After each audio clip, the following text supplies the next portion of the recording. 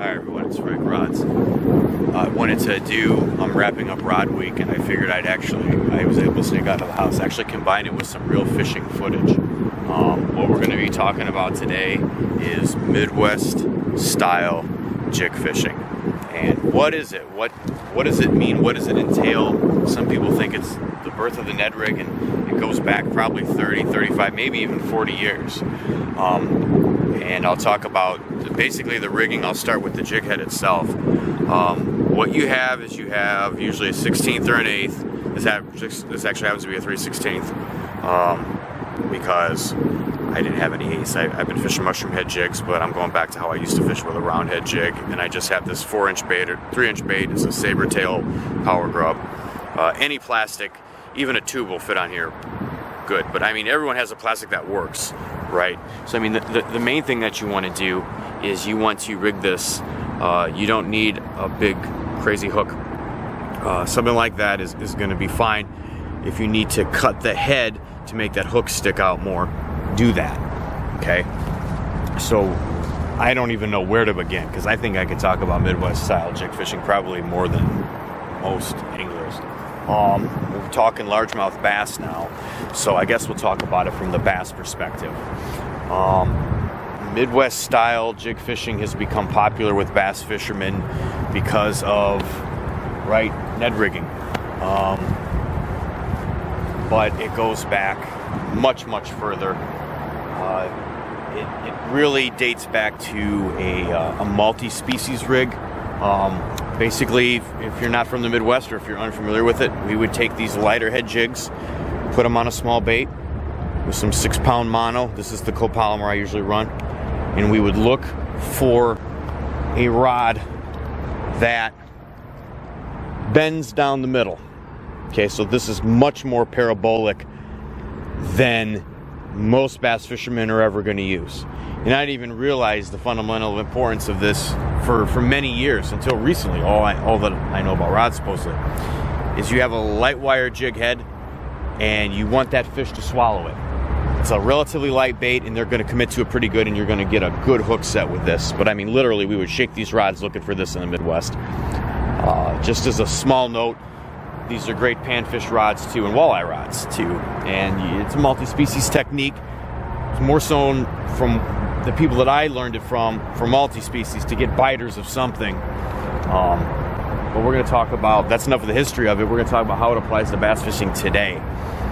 So I'm going to try to pretty much showcase, I guess we can go over the myths about what this rigging is, what it can do. The first is you can't get any casting distance with this. So I'm going to get my other camera going to show you that if you get a light action rod, something that's like 1/16 to 3/8, okay? If you get a lighter action rod going, you shouldn't have any issues. And I'm going to show you some casting right here, and I'm going to try to do pretty much a power cast out. And you can see distance with this outfit is not a problem, okay? And the rod is primary, and the reel is also very important. But for the most part, it's late September. I have to reiterate the conditions, right? And it's still warm. There's still an awful lot of weeds for being around northwest Indiana. But like I said, you're going to take this bait, and the areas that it's going to be effective in for largemouth are going to be deep green vegetation areas. You fish it thoroughly, and it would be the reverse of what I normally fish for. So I'm going to take this, and where's it going to shine? It's not going to shine 20 feet down. Right, it's going to shine in and around your shallower cover type situations.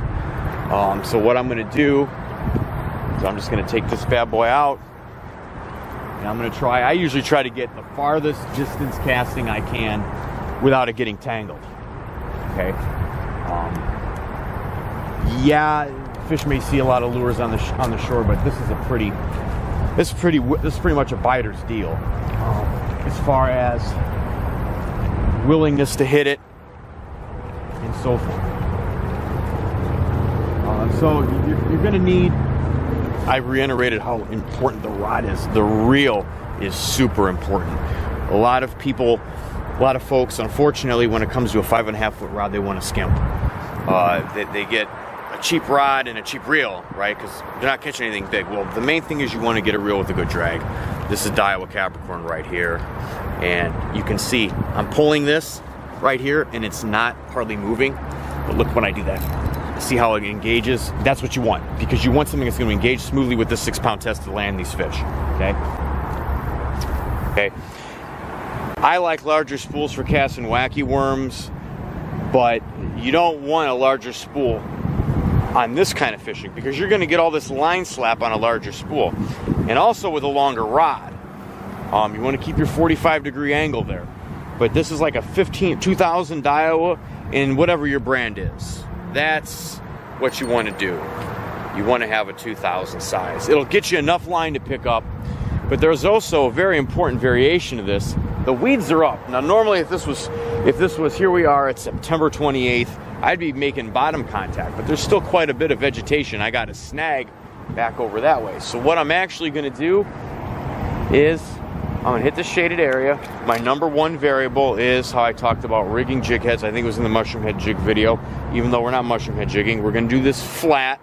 So our twister tail is going to sit just like that. It's going to give it a slower fall, but we're going to swim it in. So again, it's not the kind of this, for some reason, this is not the kind of technique where you get dead on pinpoint casting. I guess no technique's perfect. I don't know. Maybe with the wacky worming I can kind of.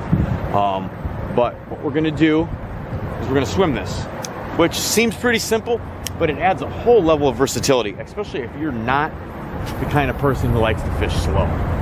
Sit out, and we're just gonna let it, we're gonna start picking up that line sooner than later, because we don't want to get any snags with this. And you're just gonna twitch that rod just like that in order to get some strikes. Again, it's a situational type fishing. You let the situation dictate exactly what the heck you're going to do for it. That's a nice presentation right there. Now what I'm going to do, since I've been combing this, is I'm going to let that sit. Let that sit, barely working.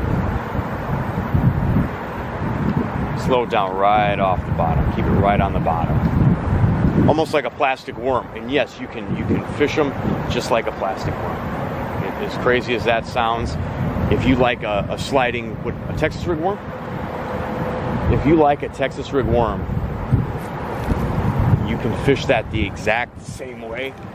So to do a final recap on Midwest style jig fishing, you want a 5.5 foot rod, light action or medium light, preferably light, a 2000 size reel, and 6-pound test. And hopefully I was able to showcase what Midwest style jig fishing is a little bit better than being situated at home, at least. So if you haven't subscribed, please subscribe. Take care, and thanks for watching. I really look forward to doing a little bit more on this. And I've also got some Midwest style jig variants planned for the future. I don't know about the near future, but we'll see. So there's actually ways you can tweak this rigging. So take care, everyone. Thanks.